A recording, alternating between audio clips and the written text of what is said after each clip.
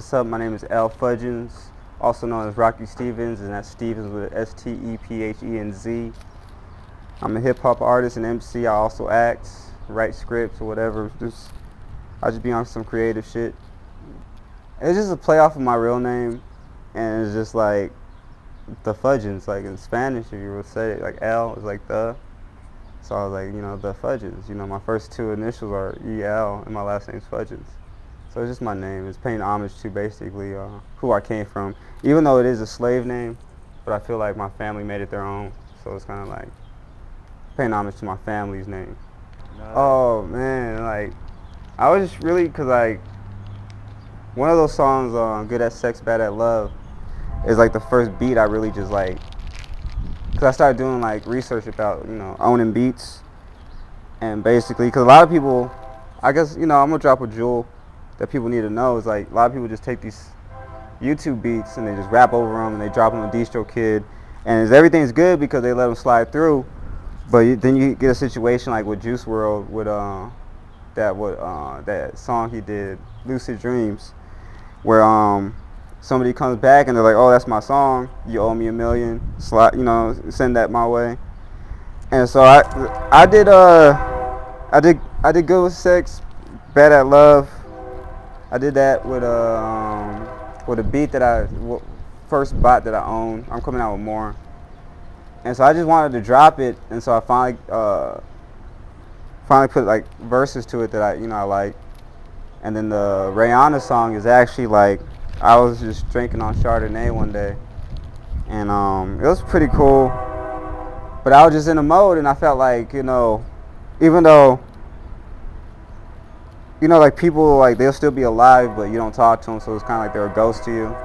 So Rihanna is just me talking to like somebody I used to know as they were in the past, and I'm just drunk, talking to an old friend that's not, not really my friend anymore, but I ain't got no one else to talk to. So at that time, I just turned on the mic, and I was really like, just talking about people I lost or whatever.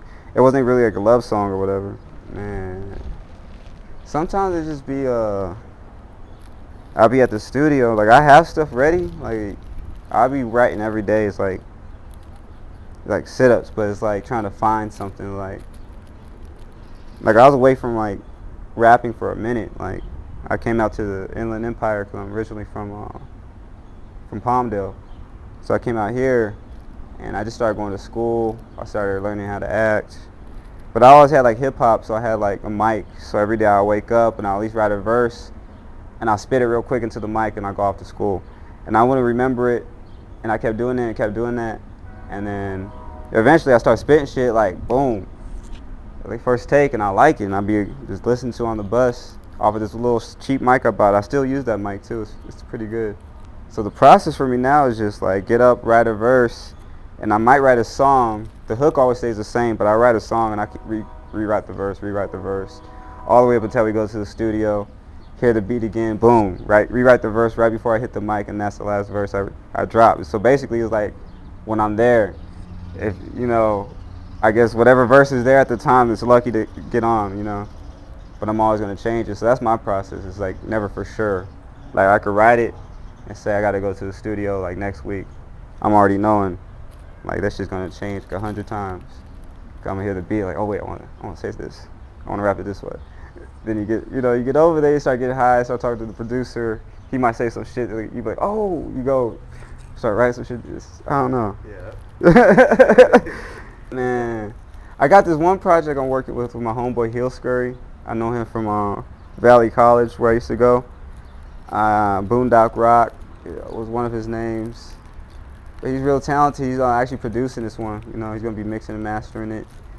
I'm actually just going over, like I just said, like the process. I'm going through the process right now, just listening to the beats over and over and over until I'm really like ready and lay something down so I can send to him and have it out by June.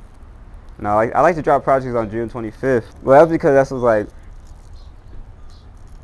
I guess it's sad. It depends on who you are, but it was the day I came home, and like my favorite like singer, somebody entertainer, I'll say. I won't even condense them down to just a singer. when my favorite entertainer died on June 25th, everybody knows, Michael Jackson. And it was just kind of like, that's when I made a decision in my mind, like, man, if I gotta die, or when I have to die, I want them to say that's what I was, an entertainer, someone doing what I loved. Couldn't say I was nothing else. You know, obviously I didn't have the life he had, so you know, I'm gonna have some bitches saying like that nigga was an asshole. I'm many things, but I want the main thing to be known as like I'm an entertainer. I make music for people to feel and ride to. I give it when you get it. No, you scared about this message, y'all. When you get it, But Lord bless it. I meant it when I said it, baby. You my new religion.